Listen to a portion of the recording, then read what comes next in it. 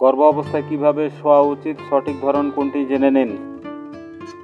গর্ভ অবস্থায় স্বাভাবিকভাবে শোয়ার ধরনের পরিবর্তন আনা জরুরি। এর উপর নির্ভর করবে গর্ভ অবস্থায় কিভাবে শোবেন, কোন দিকে ঘুরে শোবেন এবং কোন ভঙ্গিতে শোবেন। এই তিনটি বিষয় খুবই গুরুত্বপূর্ণ। জেনে নিন প্রথম, গর্ভ অবস্থায় কিভাবে শোবেন। বিশেষজ্ঞদের মতে গর্ভ অবস্থায় SOS স্লিপ ওয়ান সাইড ভঙ্গিতে শোয়া সবচেয়ে উপকারী। নিজের সুবিধা অনুযায়ী ডান বা বাম দিকে যে কোনো একদিকে ফিরে শোয়া উচিত।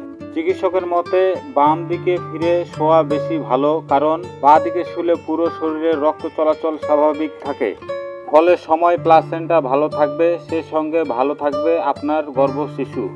বেশ কিছু গর্ভবতী নারীর উপর পরীক্ষা করে দেখা গেছে বাঁ দিকে ফিরে শুলে শিশু অনেক বেশি অ্যাক্টিভ হয় এবং সুস্থ থাকে। আবার অন্যান্য চিকিৎসকের মতে শিশু কতটা অ্যাক্টিভ থাকছে তা নির্ভর করে তার হার্টের উপর। হার্ট ভালো থাকলে সুস্থ থাকে শিশু। এছাড়াও পা ও হাঁটু মুড়ে ও শুতে পারেন, তবে দুই পায়ের মাঝে বালিশ রেখে। যদি দেখেন পিঠে বা কোমরে ব্যথা হচ্ছে তাহলে SOS পদ্ধতিতে শোয়ার অভ্যাস করুন, তবে পেটের নিচে একটা বালিশ রেখে দেবেন, তাতে শরীরে বেশি আরাম পাবে।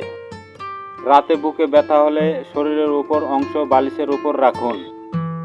দ্বিতীয় নাম্বার, কিভাবে শোবেন না। অনেক নারী পেটে ভর দিয়ে শুয়ে থাকেন।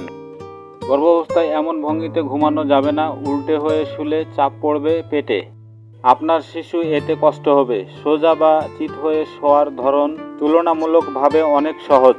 গর্ভাবস্থায় এ বিষয়ে আপনাকে সাবধান থাকতে হবে। গবেষণা অনুসারে গর্ভাবস্থায় প্রথম দিকে এভাবে শুতে পারবেন হবু মা, তবে শেষের দিকে ডেলিভারির আগ পর্যন্ত এভাবে শোয়ার অভ্যাস ক্ষতিকর।